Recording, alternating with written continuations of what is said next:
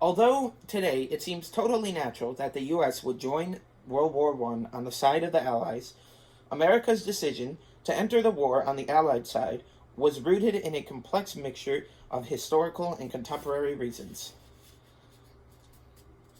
Uh, my 3 points are the economical and cultural ties to France and Britain, the efforts of Britain to entangle America in the conflict, and progressive interests in spreading democratic uh, institutions.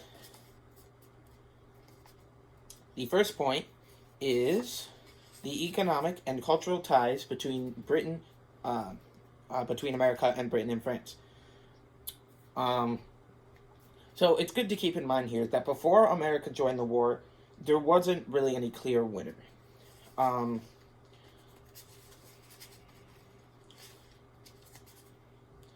uh, uh, so America would kind of, when it joined, ideally determine the way the war went. So, um, so Woodrow Wilson had to be very careful how he did this. So he had kind of announced that America was going to stay neutral. This was due to America now had a very large and growing German population as well as English population. So if they joined one side, people might be unhappy. As Woodrow Wilson says, quote, "The people of the United States are drawn from many nations and chiefly from the nations now at war," end quote. Um, and so this kind of created, because you have people from many nations who are fighting each other. So if you pick one, you people might not be happy. Especially the Irish, because going on in this time, in the year 1916, were the Easter uprisings in Dublin, where the Irish were uprising against the British. So many Irish immigrants in America felt very tied to what was going on in Dublin, and so if America joined on the side of Britain, they would not like that. So America also had strong ties with the French, who were also on the Allied side. So mostly the strong ties come from the help that the French gave to the Americans during the American Revolution, especially from Lafayette, particularly. And when the Americans did join the war, General John Pershing, when he came to Paris, he immediately went to the gravesite. This was when American troops were coming to Paris for the first time in World War I, and he immediately went to the gravesite of Lafayette. And there he said in French, "Lafayette, we are here." And so this was meant to be kind of a public statement about the reasons for America joining the war. Is the same reasons that the French helped them out, was to fight, to create a freer world and fight autocracy. So at this time, they also had many economic ties to Britain and France, mainly because the American economy at this time was very, it was booming. They had a lot of money, and the English and the French took many loans out from America, and so that was another kind of tie they had there. However, America had had a lot of past conflict with England. So when it eventually joined the war, how did it get over that conflict? But the thing is, many Englishmen still felt ties to Britain, and because they were their ancestors. And during the Spanish-American War, Britain had surprisingly come in and helped out the Americans, and then the Americans had responded by helping England fight a war in South Africa. So at this time, America and Britain were closer than ever. One little thing to show this is that a very common practice in this time was, well, you see, okay, there were many rich, really rich Americans, and they had a lot of stuff. But they felt like they were missing kind of like the fanciness or the class that the British had. So they would marry their children to English nobles who were actually usually poorer than they were.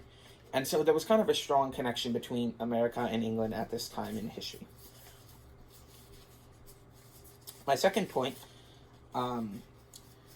is England trying to get America to join the war through propaganda. I'm just going to talk about some of the propaganda.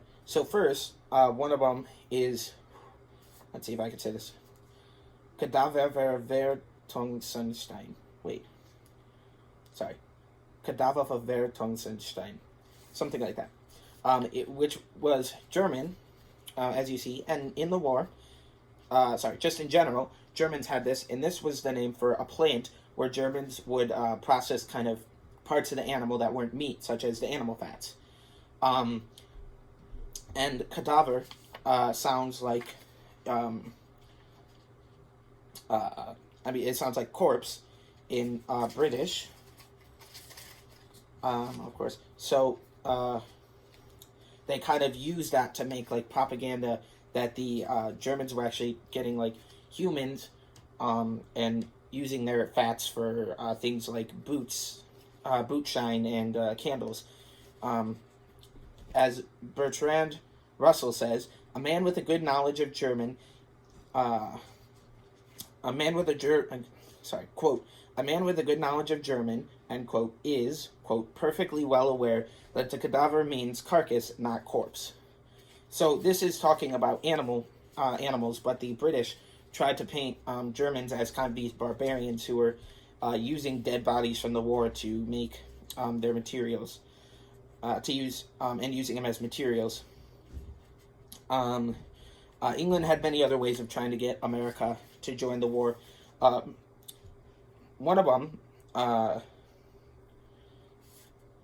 I'm sorry, this wasn't England, but one of the things that persuaded America to join the war in the end was kind of a long story. So England began to cut off shipments of food from Germany. So like when American ships would come across the Atlantic, English boats would stop them and just turn them away and send them back home. And so the Germans, who were running out of food now, they started to do the same thing to American ships, but instead to take the food, not to send it away. Woodrow Wilson got very mad, and they made an agreement, and it was called the Sussex Agreement. And that was that the Germans could rob the boats, but they had to let all the crew get into the lifeboats first before they attacked the boat. And so this kind of went on for a long time. They would like stop the boat, tell everyone to get off, and then steal it, rob it of its food. However, the Germans were kind of feeling cheated at this time because the U.S. was supposed to be neutral, but they were. But however, they did not force Britain to sign a similar agreement to the Sussex Pledge, and they were also stopping their boats, and they were just kind of. It seemed they were rooting for England, and also the Germans had calculated that they could end the war in around 5 months if they ended the Sussex Pledge.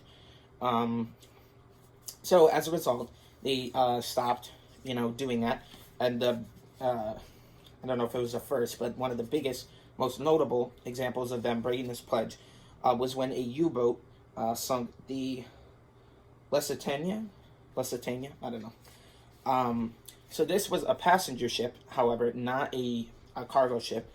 So this was kind of a big tragedy in America, and Britain took advantage of it.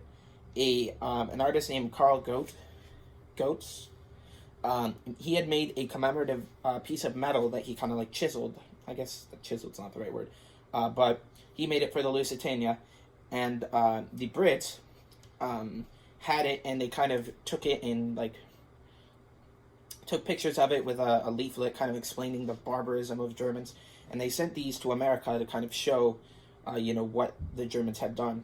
One of the last things that persuaded America to join the war was kind of a dirty trick by England, and this was called the Zimmerman Telegraph. So the U.S. was able to decipher a telegraph from Germany to Mexico that was basically saying that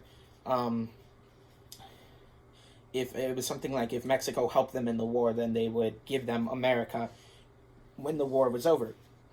However, this wasn't real. It was kind of a fake. So one day, a man named Nigel de Grey, who was a kind of a British code breaker, he ran into his boss's office, clearly excited. He said he had a plan to bring the U.S. into the war. The result was the Zimmermann telegraph, which they had fabricated to look like it was from the Germans. And it seemed as though it definitely helped. Possibly ended up working. Point 3. It was joining World War I was a part of the progressives' agenda. Woodrow Wilson himself was a progressive historian. He believed in something called Whig history. This was kind of the idea that the world was kind of, it's almost the opposite of autonomy in a way. Not necessarily that the world is physically getting better, but that people are becoming more moral and more just over time, that the earth is becoming kind of better, or humans are becoming better. And so this kind of changed his perspective on the war. Before, he decided to stay neutral, but after a while, he kind of had a paradigm shift. And this was, he started to see the war more as an opportunity to spread progressivism and to spread new ideas and ideas of freedom around Europe. So when they eventually did join the war, he publicly announced to the U.S. that the reasons for involvement were the Lusitania and the Telegraph. But personally, for him, he had a much higher aim than just to get justice for the Lusitania, or to not let Germany take over America. He kind of saw this as a part of the nearing the end of the arc of humans, human progress, humans becoming more ethical. And so he wanted to intervene into the European stalemate to kind of make Europe into more like America, more like the progressive America that he was ruling. And so he kind of saw this as tied into Whig history, that he, in a way, was kind of a tool by which he was making the world a better place. And he really was like, he thought he was a big part of this Whig history. And he said when he was inaugurated, quote, "Remember that God ordained that I should be the next president of the United States. Neither you nor any other mortals could have prevented this." Although today it seems that it was totally natural that the U.S. would join the war on the side of the Allies, America's decision to enter the war on the Allied side was rooted in a complex mixture of historical and contemporary reasons. These reasons, or some of them, being the economical and cultural ties to France and Britain, the efforts of Britain to entangle America in the conflict, and progressive interests in spreading democratic institutions. Thank you.